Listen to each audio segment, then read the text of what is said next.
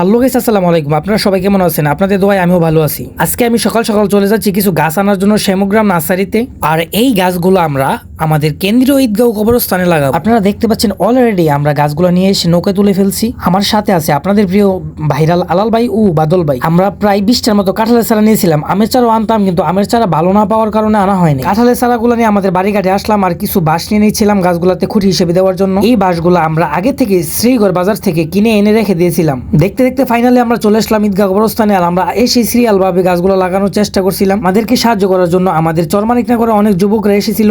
তারা একে একে সকলে মিলে সিরিয়াল ভাবে প্রায় 12 থেকে 13 ফুট দূরে দূরে গাছগুলো লাগানোর চেষ্টা করতেছে। শুধু চরমানিকনগরের যুবকেরা না, আমাদের এখানে ইটের বাটার ম্যানেজার সাইট ম্যানেজার মনির ভাই, মুরাদ ভাই, রাতুল সহ সকলে এসেছেন। দুঃখের বিষয় হচ্ছে বাটার সাইট ম্যানেজার মনির ভাই ইটের বাটা থেকে রিটার্নে চলে যাচ্ছে আর আমাদেরকে ছেড়ে চলে যাচ্ছে। মনির ভাইয়ের জন্য দোয়া ও ভালোবাসা অফুরন্ত রয়ে গেল আমার পক্ষ থেকে। এইদিকে একে একে গাছগুলো সিরিয়াল ও সারিবদ্ধভাবে লাগিয়ে সকলে এখানে এসে গাছের নিচে বিশ্রাম নিচ্ছেন। কিন্তু শুধু কাঁঠালের চারা লাগালাম, আমরা আরো বেশ কিছু আমের চারা লাগাবো ইনশাল্লাহ। ফল গাছ লাগানোর কারণ হচ্ছে বড় হওয়ার পর যখন ফল ধরবে তখন কেউ না কেউ, আমার মতো আপনার মতো গরিব মধ্যবিত্ত বড় লোক যারাই হোক না কেন, কেউ না কেউ এই গাছের ফল খাবে অথবা গাছের ফল বিক্রি করে আমাদের এই ঈদগাহ কবরস্থানের নির্মাণ কাজে লাগাবো ইনশাল্লাহ। তো গাইস, আপনারা দেখতে পাচ্ছেন খুবই চমৎকার ভাবে সিরিয়াল ও সারিবদ্ধভাবে আমরা গাছগুলো লাগিয়েছি। আপনাদের কাছে কেমন লেগেছে তা অবশ্যই কমেন্ট বক্সে জানাবেন। আর ভিডিওটি ভালো লাগলে অবশ্যই শেয়ার করে দিবেন। যদি গাছগুলো রোপণ করাতে কোনো ভুল ত্রুটি হয়ে থাকে তাও আপনারা কমেন্ট বক্সে জানাবেন। আমি একজন ছোট ও ক্ষুদ্র মানুষ, চেষ্টা করতেছি আমাদের এই কেন্দ্রীয় ঈদগাহ কবরস্থানকে সুন্দরভাবে সাজানোর জন্য। আপনারা আমার সাথে থাকবেন এবং দোয়া করবেন। ভালো থাকবেন। আল্লাহ হাফেজ।